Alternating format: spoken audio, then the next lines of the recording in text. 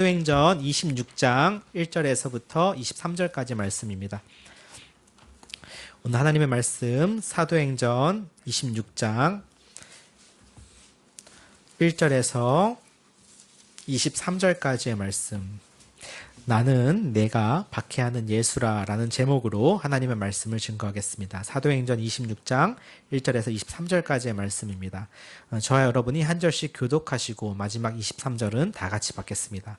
그럼 제가 먼저 읽도록 하겠습니다. 1절입니다. 아그리빠가 바울에게 이르되 너를 위하여 말하기를 내게 허락하노라 하니 이에 바울이 손을 들어 변명하되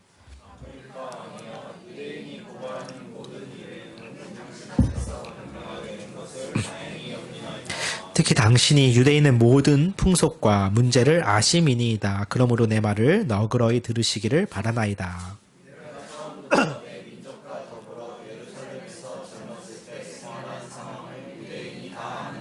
일찍부터 나를 알았으니 그들이 증언하려 하면 내가 우리 종교의 가장 엄한 파를 따라 바리새인의 생활을 하였다고 할 것이라.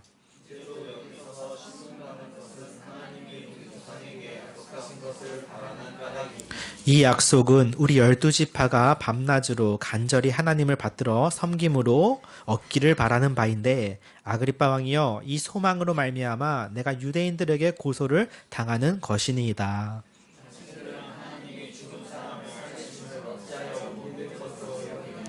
나도 나사렛 예수의 이름을 대적하여 많은 일을 행하여야 될 줄 스스로 생각하고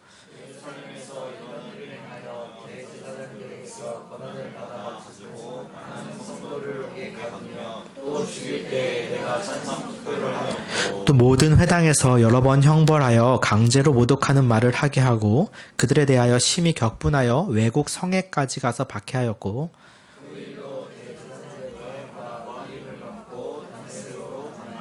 왕이여 정오가 되어 길에서 보니 하늘로부터 해보다 더 밝은 빛이 나와 내 동행들을 둘러 비추는지라.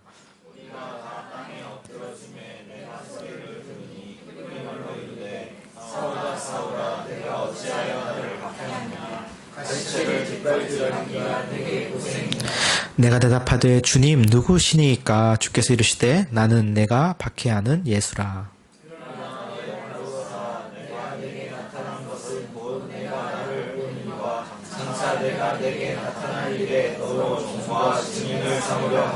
이스라엘과 이방인들에게서 내가 너를 구원하여 그들에게 보내어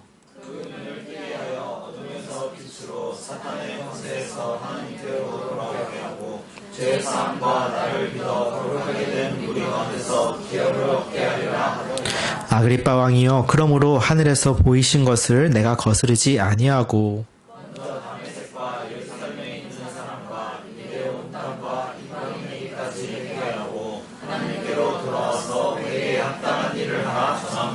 유대인들이 성전에서 나를 잡아 죽이고자 하였으나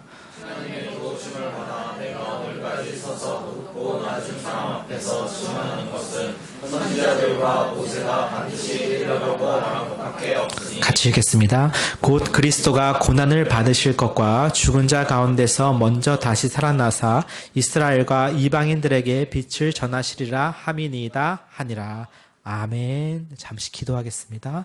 하나님, 우리가 이 시간 주님의 말씀 앞에 서 있습니다. 오직 이 말씀 아래에 우리가 순종하며 나아가고 새로운 진리를 깨달으며 하나님 앞에 회개할 수 있는 귀한 시간 되도록 역사하여 주옵소서. 예수님의 이름으로 기도드렸습니다.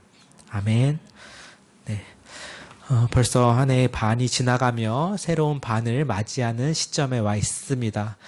그런데 요즘 특별히 열감기나 이런 목감기가 굉장히 유행인 것 같습니다. 저도 제 둘째 딸아이가 이번 주 내내 열감기로 굉장히 고생을 했는데 이제 그게 저한테까지 넘어온 것 같아요. 그리고 우리 성도분들 중에서도 감기나 아이가 아파서 못 오시는 분들이 있다는 이제 소식을 들으면서 건강 관리를 참 잘해야겠다, 또 건강을 위해서 더 기도해야겠다라는 생각을 이제 많이 하게 되었습니다. 여기 오신 분들에게도 건강의 복이 있기를 주님의 이름으로 축복합니다. 오늘 우리가 보게 될 이 하나님의 말씀에서는 바울의 간증을 다시 한번 우리가 듣게 될 것입니다. 사실 이 바울의 간증은 이미 사도행전 9 19장에서 한번 기록되었었고 22장에서도 나왔던 이야기를 또 26장에서 하는 것이므로 무려 3번째나 반복되는 것입니다. 어찌 보면 똑같은 얘기를 3번이나 듣다 보면 조금 지루할 수도 있을 것 같습니다만 분명 바울이 얘기하는 포인트와 상황이 달라졌기 때문에 거기에 맞춰서 또 다른 우리에게 인사이트를 이 설교가 줄 수 있을 거라고 기대합니다. 사랑하는 성도 여러분께서는 회개하셨습니까? 사실 그리스도인이 된다라는 것은 회개한다라는 의미와 다를 바가 없는 것이지요. 내가 원래 추구하던 나의 삶과 방향이 주님께로 완전히 돌아서는 그 회개의 순간이 있어야만 우리가 그리스도인으로 거듭날 수 있다라고 성경은 분명히 이야기합니다. 그리고 이것이 무척 중요하기 때문에 그리스도인이 된 사람은 자신의 회개에 대해서 간증할 수 있어야 하겠죠. 무엇보다 그것을 가장 잘했던 사람이 바로 오늘 우리가 읽었던 이 바울이었습니다. 물론 이 바울에게 일어난 일이 너무나 극적인 일이었기 때문에 그가 하는 간증만큼 우리의 간증이 드라마틱하진 않을 것입니다. 그럼에도 불구하고 성도에게 있어서 가장 중요한 것 중에 하나는 바로 회개의 경험이 있어야 한다라는 것이죠. 즉 주님께로 돌이키는 과정이 필요하다라는 것입니다. 한번 우리가 오늘 그 회개의 경험을 다시 한번 깨닫고 우리 안에 새롭게 살아내기를 간절히 원합니다. 1절부터 3절까지인데요. 이 부분은 드디어 바울이 아그리빠 왕 그리고 그 당시 지역에서 가장 높은 사람들 앞에서 자신에 대한 변론을 할 수 있었던 기회에 대해서 이야기하는 것으로 시작이 됩니다. 1절부터 3절까지인데요. 다시 한 번만 읽어보겠습니다. 시작. 아그리빠가 바울에게 이르되 너를 위하여 말하기를 내게 허락하노라 하니 이에 바울이 손을 들어 변명하되 아그리빠 왕이여 유대인이 고발하는 모든 일을 오늘 당신 앞에서 변명하게 된 것을 다행히 여기나이다. 특히 당신이 유대인의 모든 풍속과 문제를 아심이니이다. 그러므로 내 말을 너그러이 들으시기를 바라나이다. 아멘.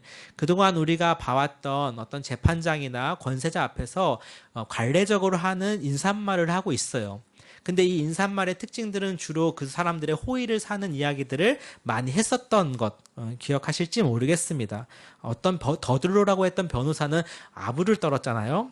바울도 역시 지금 아그리빠 왕에게 매우 호의를 사는 이야기를 하고 있는데 특별히 여기서 좀 달라진 부분을 우리가 좀 볼 수 있으면 좋겠어요. 무엇입니까? 아그리빠 왕이요 2절에 유대인이 고발하는 모든 일을 오늘 당신 앞에서 변명하게 된 것을 다행히 여긴대요. 왜 다른 사람도 아니라 아그리빠 왕 앞에서 내가 이렇게 변론할 수 있는 기회에 대해서 감사하고 기쁘게 다행히 여기는지 3절에 나와 있죠. 당신이 유대인의 모든 풍속과 문제를 알기 때문에 그래요. 그동안 바울의 문제를 치리해왔던 로마의 천부장 루시오나 벨릭스나 베스토는 그들의 이 논쟁을 이해하기가 참으로 어려웠죠. 왜냐하면 로마법에 관계된 문제가 아니라 그들의 율법과 종교와 문화에 관계된 것이라서 도대체 저 사람들이 뭐 때문에 저렇게 화가 나고 이해가 안 되는 이야기를 하는지 그들은 알 수 없었던 겁니다. 바울도 조금 답답했을지 모르겠어요.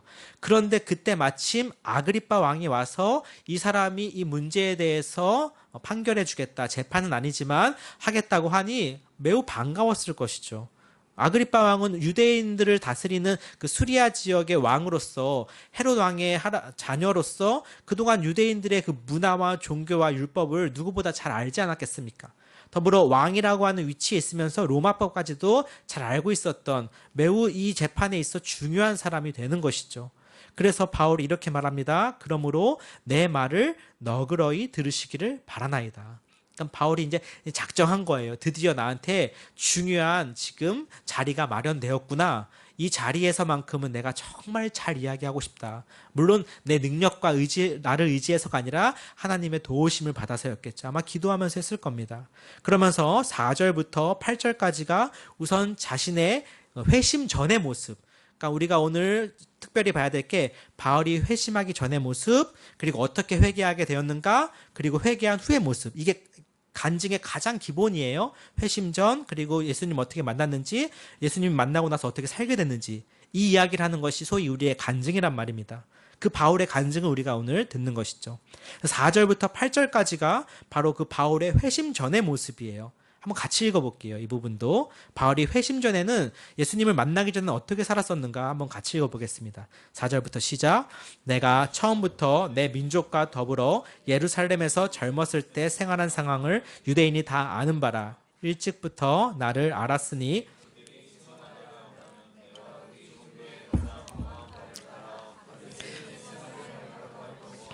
이제도 여기 서서 신문 받는 것은 하나님이 우리 조상에게 약속하신 것을 바라는 까닭이니 이 약속은 우리 12지파가 밤낮으로 간절히 하나님을 받들어 섬김으로 얻기를 바라는 바인데 아그리빠 왕이여 이 소망으로 말미암아 내가 유대인들에게 고소를 당하는 것이니이다.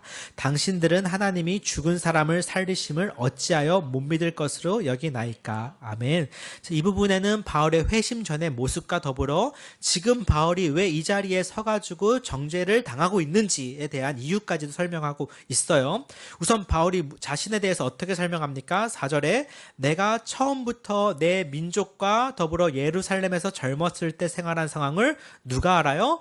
유대인이 아는 바예요. 여기서 왜 유대인이 중요합니까? 그를 고소한 사람들이 유대인이기 때문에 그래요. 그런데 잘 생각해보면 바울은 유대인에게 있어서도 누구보다 인정받았던 유대인이었습니다.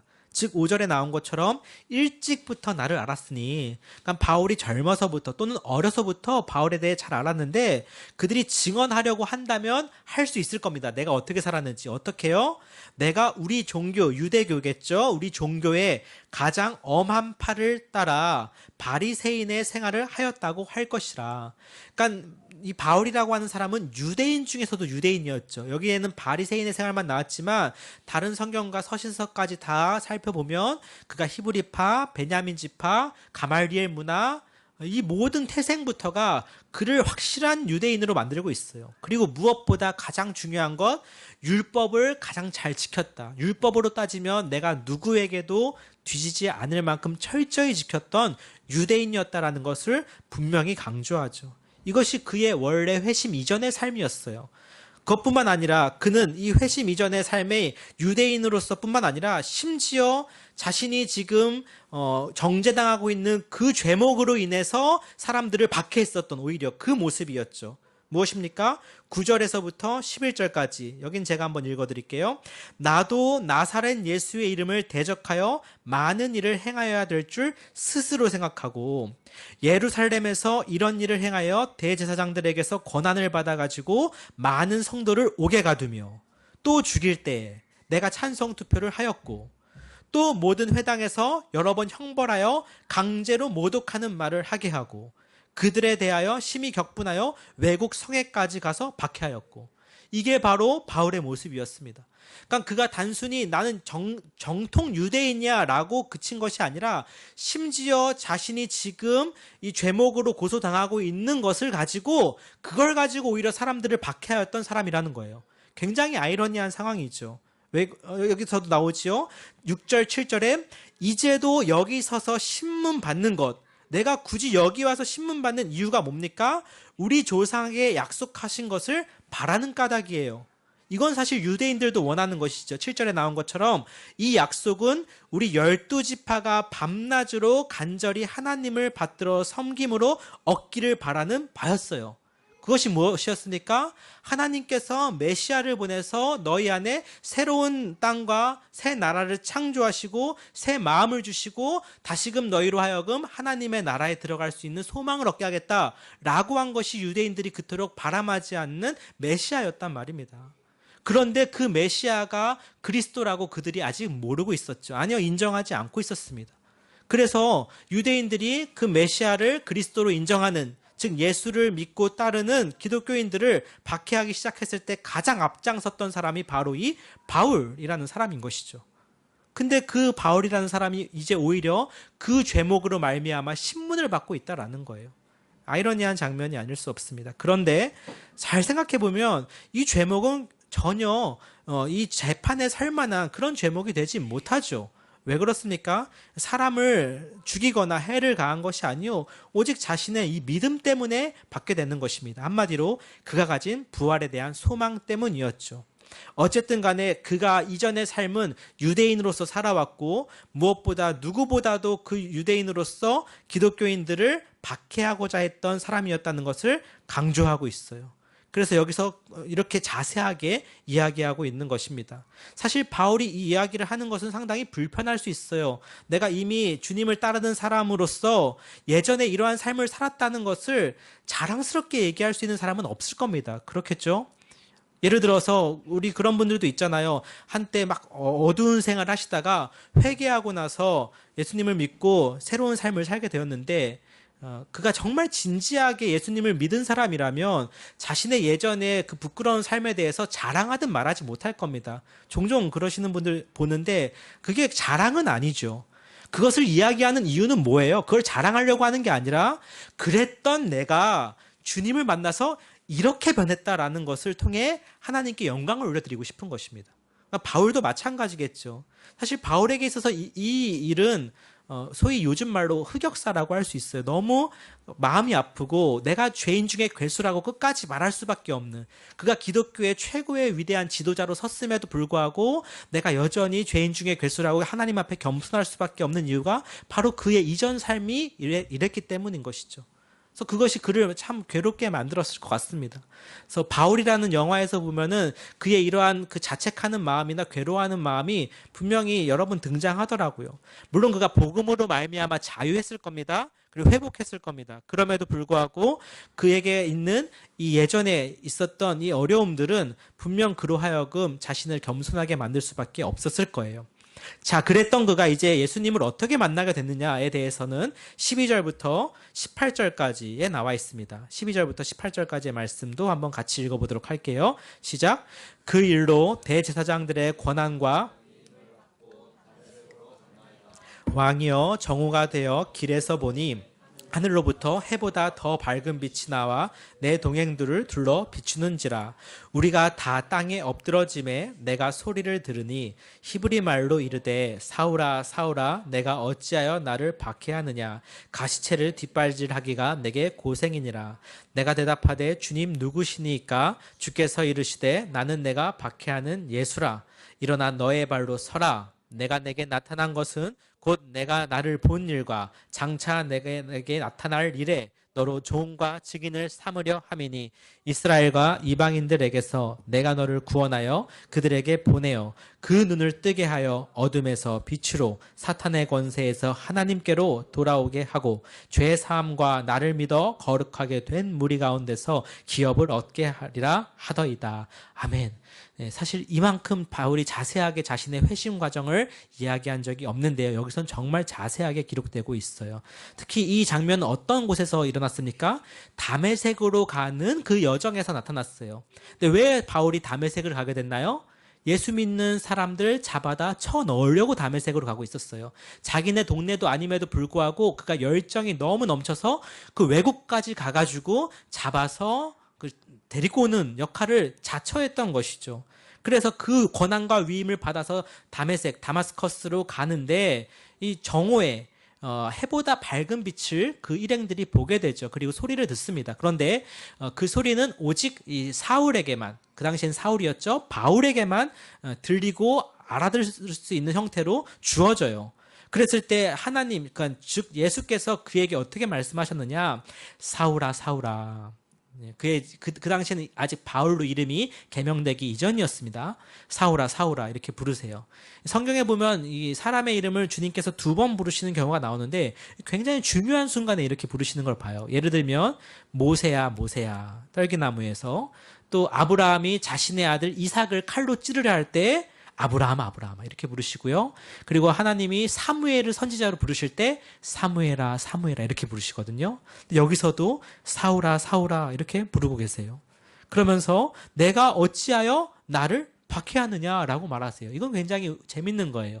왜냐하면 지금 바울은 예수를 박해하러 가는 게 아니었어요. 그렇죠? 누구를 박해하러 가고 있습니까? 예수를 믿는 사람들을 박해하러 가고 있는데 예수께서는 그에게 친히 나타나서 왜 나를 박해하느냐라고 말하신다는 것입니다. 그러니까 즉 여러분, 우리가 예를 들어서 세상 가운데 핍박과 박해를 받을 때 정확히는 그건 우리가 받는 박해와 핍박이 아니에요. 누가 받는 것입니까? 예수가 받는 박해인 것이죠. 그래서 네가 왜 나를 박해하느냐 하면서 그 당시 널리 인용되고 사용되던 한 가지 이 속담을 이야기합니다. 재밌어요. 예수님께서 이런 속담을 인용하신다는 게 가시채를 뒷발질하기가 내게 고생이니라.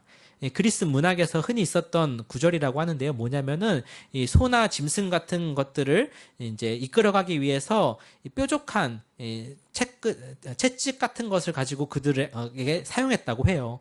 근데 이 동물들이 그것을 모른 채 자꾸 그 채찍 가까이 이렇게 몸을 붓는 상황을 묘사하는 것이라고 합니다. 한마디로 얘기하자면 전혀 쓸모없는 일, 그리고 자신에게 힘을 넘어서는 일에 대적하는 일을 비유할 때 쓰는 이 한 가지 속담이라고 해요. 정확히 바로 이 바울의 상태를 이야기하고 있죠. 그가 지금 자신이 대적하고 있는 분이 누구인지도 모른 채 끊임없이 나아가고 있는 모습, 스스로 자신에게 해를 입히고 있는 모습과 다를 바 없는 것이죠. 그래서 15절에 놀란 사울이 이렇게 말하는 것입니다. 주님 누구십니까? 주님께서 이렇게 대답하시죠. 오늘의 설교 제목인데 나는 내가 박해하는 예수다. 앞서서도 말씀드렸지만 예수를 박해한 적이 없어요, 바울은. 그러나 예수께서는 자신을 따르는 사람들을 박해한 것을 자신을 박해했다라고 말씀하고 있는 것입니다. 얼마나 놀랐을까요? 그런데 그런 예수께서 사울을 향해 진노의 불을 내리셔서 그를 멸하신 게 아니셨어요. 어떻게 이야기하시나요? 16절에 일어나 너의 발로 서라. 그리고 내가 내게 나타난 것, 내가 굳이 너한테 이렇게 온 이유에 대해 말씀하시는데 곧 내가 나를 본 일과 장차 내가 내게 나타날 일에 너로 종과 증인을 삼으려 함이다. 이게 바로 주께서 바울에게 나타나신 이유이죠. 근데 그 장면이 바로 예수를 믿는 사람들을 잡으러 가는 그곳에서 나타났다라는 거예요. 그러니까 이것을 어떻게 설명할 수 있냐면 바로 이런 것입니다. 지금 사울은 예수를 잡으러 가고 있죠. 쉽게 말하자면 예수 믿는 사람들이지만 그런데 정작 예수를 잡으러 가는 그 길에 그가 예수께 잡힌 바 되었어요. 이게 하나님의 은혜죠. 그가 예수를 잡으러 가지만 예수가 그를 잡은 것입니다. 그가 예수께 붙들린 바 된 거예요. 근데 우리는 이것을 은혜라고 말합니다. 17절에 이스라엘과 이방인들에게서 내가 너를 구원하여 그들에게 보내고요. 18절에 그 눈을 뜨게 하여 어둠에서 빛으로 사탄의 권세에서 하나님께로 돌아오게 하고 죄사함과 나를 믿어 거룩하게 된 무리 가운데서 기업을 얻게 하려는 이유로 내가 너를 지금 부른다라는 것입니다. 이게 바로 하나님의 콜링, 부르심이죠. 그 부르심 가운데 지금 바울이 있었던 거예요. 여러분도 분명 하나님의 부르심 가운데 이 자리에 온 줄로 믿습니다. 물론 바울처럼 이런 선명한 하나님의 음성으로 듣는 형태는 아니었을 거예요. 저도 마찬가지입니다. 주위에 어떤 누군가의 기도나 전도나 이런 것들을 통해서였겠죠. 하지만 중요한 것은 하나님이 부르시지 아니하면 결코 하나님께로 올 수 없다라는 거예요. 내가 내 힘과 의지로 하나님께 올 수 없습니다. 내가 하나님을 택하는 것이 아니에요. 내가 내 종교를 기독교로 정해야지, 나는 교회 가져오니까 교회를 가야지 정하는 것이 아니라, 물론 처음엔 그렇게 올 수 있지만 궁극적으로 그 이면을 살펴보면 하나님이 나를 택하셨다라는 거예요. 이게 그리스도인의 가장 중요한 정체성입니다. 여러분, 만약 내가 선택해서 결정한 것이라면요, 그건 완벽하지 않은 것일 수 있잖아요. 실수로 잘못 고른 것이라면 어떻게 하시겠어요? 나중에 물리기도 힘들단 말입니다. 그런데 분명히 성경은 이야기합니다. 하나님이 우리를 부르셨다고요. 하나님은 그리고 실수하지 아니하시는 분이라고요. 나는 때론 넘어지고 지치고 연약하지만 나를 이끌어 가시고 부르시고 인도하시는 분은 완벽하신 신실하신 하나님. 그 하나님께서 지금 바울에게 그리고 저와 여러분에게 나타나셨다라는 것입니다. 자, 그러한 하나님의 말씀을 들은 바울, 더불어 하나님이 바울에게 나타난 이유는 뭐예요? 그를 통하여서 증인으로 삼고 많은 이방인들이 빛으로 그리고 사탄의 권세에서 하나님께로 돌아오게 하려는 분명한 사명이 그에게 있었어요. 그런데 이것은 비단 바울에게뿐만 아니라 오늘날 세상을 살아가는 우리 그리스도인들에게도 동일한 사명으로 있는 줄 믿습니다. 우리가 그냥 단순히 구원받는 것으로 그치는 것이 아니라 그 사명을 따라 살기로 하나님은 우리를 부르신 것이에요. 이것을 우리가 받아들여야 되고 믿어야 됩니다. 자, 그랬을 때 바울이 어떻게 반응했나요? 바울의 순종 19절에 아그리빠 왕이여, 그러므로 하늘에서 보이신 것을 내가 거스르지 아니하고 받아들였다는 것이죠. 20절에 먼저 다메섹과 예루살렘에 있는 사람과 유대 온 땅과 이방인에게까지 회개하고 하나님께로 돌아와서 회개에 합당한 일을 하라 전함으로. 자, 이게 바로 바울의 변화된 삶이죠. 이전에 살았던 유대인의 삶, 그리고 예수 믿는 자를 박해했던 박해인의 삶. 하지만 그가 다메섹 도상에서 주님을 만난 이후로는 어떻게 돼요? 완전히 다른 새로운 사람이 되었어요. 이젠 오히려 그가 그 복음을 전하러 목숨 걸고 다니고 있어요. 이게 무슨 일입니까? 그러니까 그를 알았던 많은 사람들이 사울을 맨 처음엔 의심했어요. 저 사람이 미쳤나? 저 사람이 갑자기 왜 저러지? 저것도 하나의 작전인가? 다들 경계했었죠. 하지만 그의 회심은 진심이었습니다. 정말 진정성 있는 것이었어요. 그래서 그가 이후로부터는 어떻게 합니까? 유다, 예루살렘뿐만 아니라 이 앞에 기록된 모든 사도행전의 기록들이 다 그거잖아요. 가는 곳마다 복음을 전하고 교회를 세우고 그들을 양육하고, 그래서 그들로 하여금 하나님의 나라를 소망하게 하고 예수를 그리스도라 부르게 하고 합당한 삶을 살아가도록 했던 것, 그를 위해서 자신의 목숨과 어떤 것까지도 아끼지 아니했던 그의 삶이 이 그의 간증을 뒷받침하고 있지 않습니까? 여러분이 잘 아시잖아요. 사도행전을 보신 분이라면. 그가 이렇게 말할 수 있는 근거가 있는 거예요. 갑자기 그냥 마음대로 살다가 와서 이렇게 말하고 있는 것이 아니죠. 특별히 그가 외쳤던 이야기는 무엇입니까? 회개하고 하나님께로 돌아와서 회개에 합당한 뭐를 하라? 일을 하라. 회개에 합당한 열매를 맺으라는 거예요. 이것은 분명 신약이 시작됐던 그 메시지하고 아주 일맥상통해요.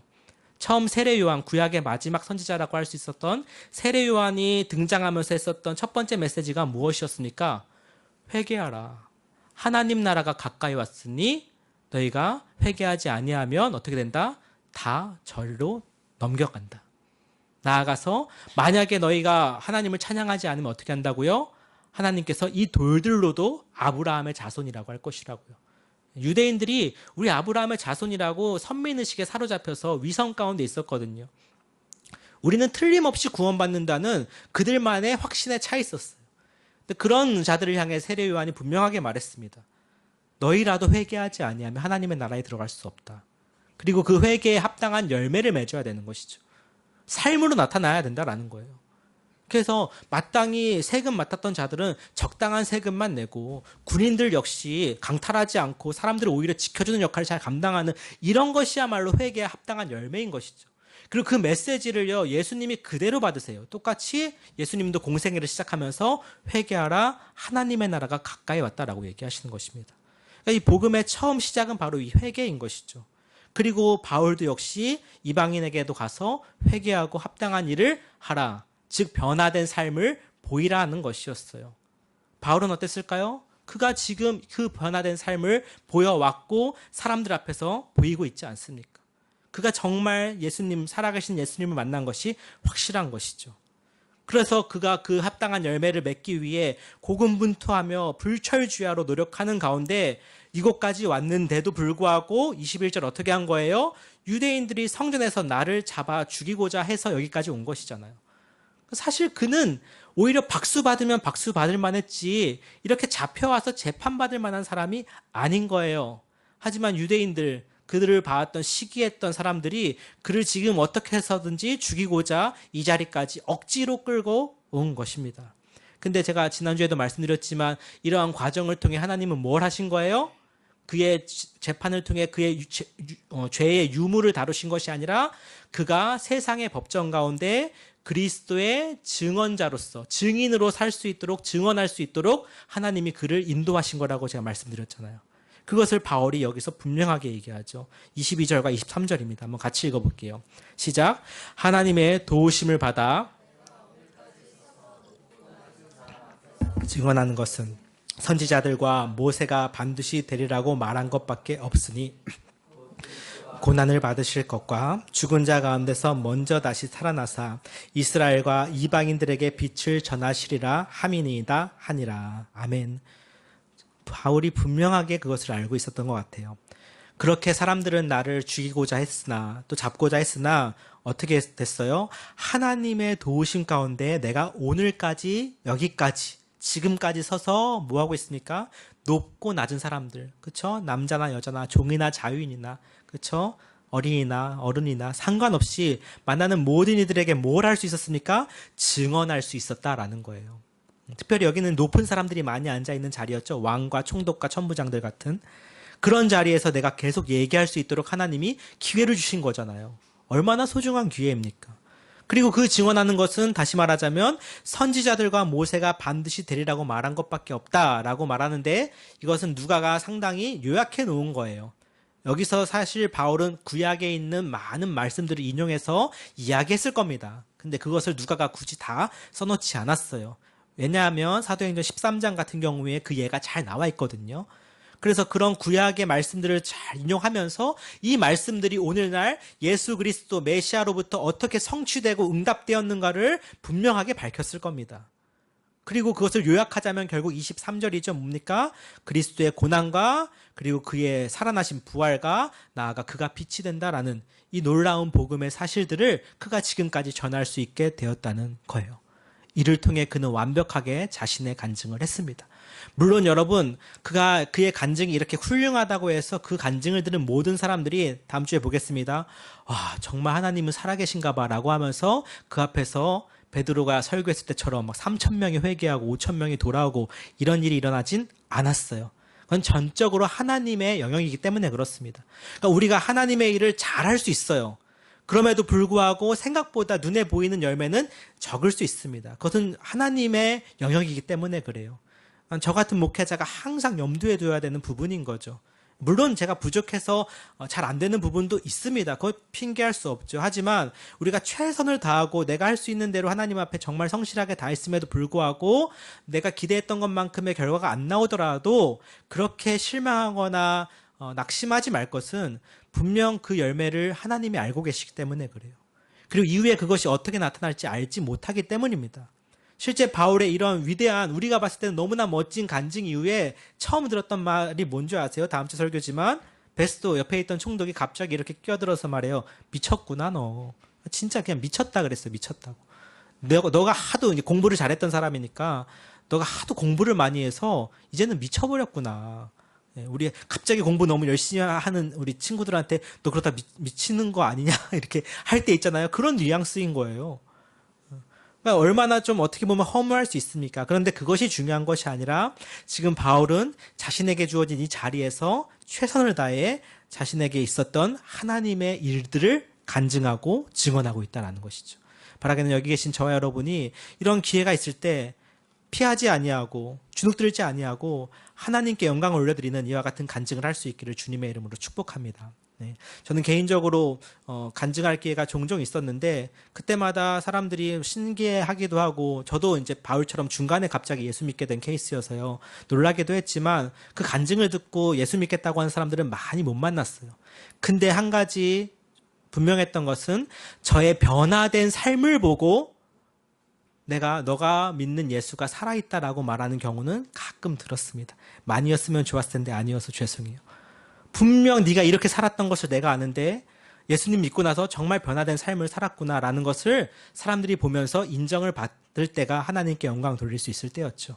그것은 단순히 내가 교회 가기 시작했어, 내가 밥 먹기 전에 기도하기 시작했어가 아니었어요. 이전에 없었던 제 안에 귀한 성령의 열매들, 지금도 많이 부족하지만 정말 많이 부족해요. 갑자기 막 찔리는 게 생각이 나는데 어쨌든 없었던 그런 하나님이 주신 은혜로 말미암은 삶의 변화들로서 사람들이 제가 믿는 하나님이 살아있다고 얘기할 때가 있었다라는 것이죠. 사랑하는 성도 여러분, 우리 역시 이와 같은 회개의 경험이 있었을 줄 믿습니다. 더불어 없으시다면 있기를 주님의 이름으로 간절히 축복합니다. 그러나 이 자리에 있는 것만으로도 여러분이 이미 회개의 경험이 있으셨다고 저는 알 것 같아요. 다만 문제는 뭐냐, 이제 말씀을 정리하려고 하는데요. 우리가 하나님을 믿는 믿음으로의 회개가 참 중요하죠. 그런데 그 회개가 어려운 것은 아니에요. 잘 생각해 보면 회개는 한번 결심하는 것으로 얼마든지 할 수 있어요. 물론 주님의 영역이지만 중요한 거는 회개한 이후에 그 그리스도인으로 삶을 앞으로 남은 여생을 다 살아야 한다는 게 참 어려워요. 그게 힘든 것이죠. 회개 한번 하는 것은 할 수 있는 것이죠. 그래서 여러분 종종 우스갯소리로 이런 얘기 듣습니다. 어떤 그리스도인들은 죽기 전에 병상에서 예수 믿고 가신 분들 부럽다고 동의하시나요? 마음대로 살다가, 그렇죠. 그런 내적 갈등 없이, 신앙과 세상의 갈등 없이 그냥 마음대로 살다가 그냥 정말 그 십자가에서 같이 못 박혔던 강도처럼 마지막에 예수님 믿고 돌아가시는 분들이 있어요. 구원 받았을까요? 못 받았을까요? 진심으로 고백했다면 받았죠. 삶이 없더라도 그 특수한 상황 때문에 받을 수밖에 없습니다. 그래서 부러워하기도 해요. 근데 과연 그러합니까? 근데 오히려 그분들이 정말 주님을 진심으로 그 순간 믿었더라면, 내가 내 여생이 좀만이라도 더 있어서 하나님께 영광 올려드리는 삶을 좀 살 수 있었다면 좋았을 텐데, 오히려 우리의 삶을 부러워하지 않았을까요? 그런 것입니다. 예. 그러니까 우리에게 있어서 회개란 하나님께로 내 삶을 돌리는 분명한 한 번의 회개도 필요하지만, 나아가 우리의 죄성, 우리의 육체 자체가 어떠냐면 굉장히 연약해요. 죄성에 빠져 있기 때문에, 이미 죄인으로 태어났기 때문에 자꾸 어떻게 하려고 할까요? 회개했음에도 불구하고 자꾸 다시 돌아가려고 하는 그 관성이 있어요. 이해하십니까? 정말 그리스도인으로 살아보려고 하시는 분들은 느끼실 거예요. 이미 돌아가 버렸으면 이걸 느끼지도 못하지만, 정말 주님의 말씀대로 살려고 하면서도 세상 가운데 자꾸 끌어가는 어떤 힘을 가운데 내가 있다는 것을 깨닫습니다. 바울도 그것을 분명히 인식했어요. 로마서 7장에 잘 나와요. 그래서 내가 한쪽으로는 생명의 성령의 법을 사모하며 따라가지만, 한쪽에서는 마음의 법이, 이 사망의 법이 나를 끌어내린다고. 오호라, 나는 곤고한 사람이로다. 누가 나를 이 사망의 몸에서 건져내랴 하면서 괴로워한단 말입니다. 그게 우리의 어쩔 수 없는 삶의 숙명이란 말이에요. 평생 사실 그렇게 살아야 돼요. 그런데 그렇게 살기만 한다면 소망이 없을 것 같은 우리의 삶에, 지금 오늘 바울의 설교에서처럼 성경은 분명히 우리에게 담대함을 요구해요. 한 가지 근거로 말입니다. 왜 그래요?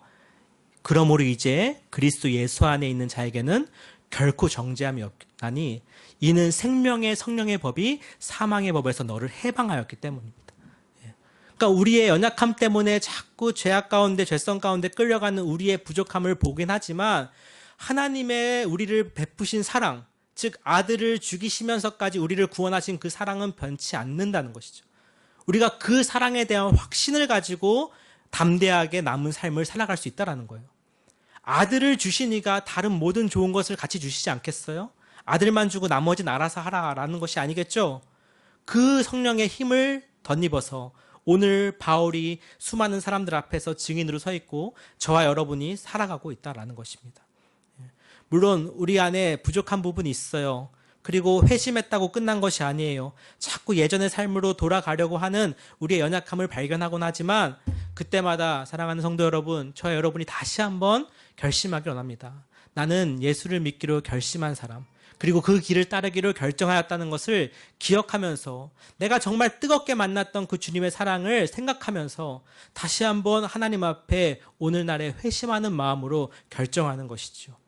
그래서 내가 있는 그 삶의 터전에서 만나는 곳마다 하나님이 주신 이 귀한 사명과 소명을 선포하고 나타낼 수 있는 저와 여러분들이 되기를 축복합니다. 그것이 오늘 저와 여러분을 부르신, 하나님께서 우리를 부르시고 택하신 귀한 이유인 줄로 믿습니다.